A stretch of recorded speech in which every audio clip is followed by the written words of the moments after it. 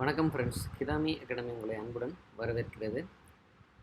Competitive exam prepare பண்ணிகிட்ருக்க எல்லா தோழர்களுக்கும் எங்கள் academy சார்பாக வாழ்த்துக்களை தெரிவித்துக் கொள்கிறோம். இன்று நம்ம பார்க்க இருக்கக்கூடிய வீடியோ என்னென்றால், நம்முடைய தமிழ் அறிஞர்கள் இருக்காங்க இல்லையா, அவங்களுடைய வாழ்க்கை வரலாறு அவங்களே எழுதியிருப்பாங்க இல்லையா. ஸோ அந்த நூல்களை பற்றி பார்க்க போகிறோம். அந்த நூலில் பார்த்திங்கன்னா நமக்கு வரலாறு, அதாவது இங்கிலீஷில் சொல்லணும்னா பயோகிராஃபி அண்ட் ஆட்டோபயோகிராஃபி அப்படின்னு சொல்லுவோம் இல்லையா. அப்போது ஆட்டோபயோகிராஃபி, தன்னை பற்றி தானே எழுதின அறிஞர்களுடைய வரலாற்று நூல்களை பற்றி நம்ம பார்க்க போகிறோம். அவங்க எழுதின அந்த நூல்களுக்கு பார்த்திங்கன்னா அவங்களே ஸ்பெசிஃபிக்கான நேம் கொடுத்துருப்பாங்க.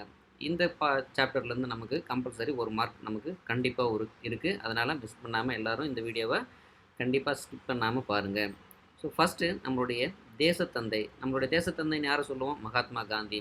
ஸோ நம்மளுடைய தேசத்தந்தையான மகாத்மா காந்தி அவருடைய வாழ்க்கை வரலாறு அவராகவே எழுதியிருக்காரு. அவர் எழுதின நூலுக்கு என்ன பேர் வச்சுருக்காருன்னு பார்த்தீங்கன்னா சத்திய சோதனை.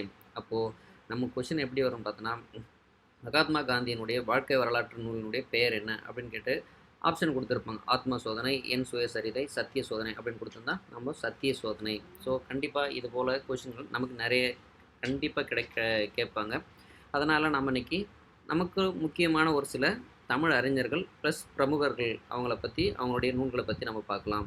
ஃபஸ்ட்டு மகாத்மா காந்தியை பார்த்தோம். அவர் எழுதின வாழ்க்கை வரலாறு நூல், அதாவது தன் வரலாற்று நூல் அப்படின்னு சொல்லக்கூடிய ஆட்டோபயோகிராஃபியினுடைய பேர் என்னென்னு பார்த்தோம்னா சத்திய சோதனை. செகண்டாக பார்க்க போகிறது யாருன்னு பார்த்தோன்னா சுத்தானந்த பாரதியார். நமக்கு பாரதியாரை பற்றி தெளிவாக தெரியும். அந்த பாரதியார் பார்த்தோன்னா கவிதை வடிவில் அவருடைய சுயசரிதை எழுதியிருப்பார். ஆனால் சுத்தானந்த பாரதியார் அவர் பார்த்திங்கன்னா நம்மளுடைய ப்ரோஸ் வடிவில் எழுதியிருப்பார், உரைநடை வடிவில். அதுக்கு அவர் வச்ச பேர் என்னென்னு பார்த்தீங்கன்னா ஆத்மா சோதனை.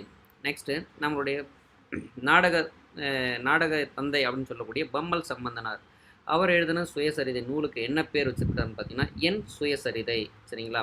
அடுத்து நம்மளுடைய தமிழ்நாட்டினுடைய முதல் அரசவை கவிஞர் அப்படின்னு சொல்லக்கூடிய நாமக்கல் கவிஞர் இருக்காருங்களா, அவர் எழுதின நூலுக்கு என் கதை அப்படின்னு பேர் வச்சுருக்காரு. நெக்ஸ்ட்டு யாரை பார்க்கணுன்னா டி.கே.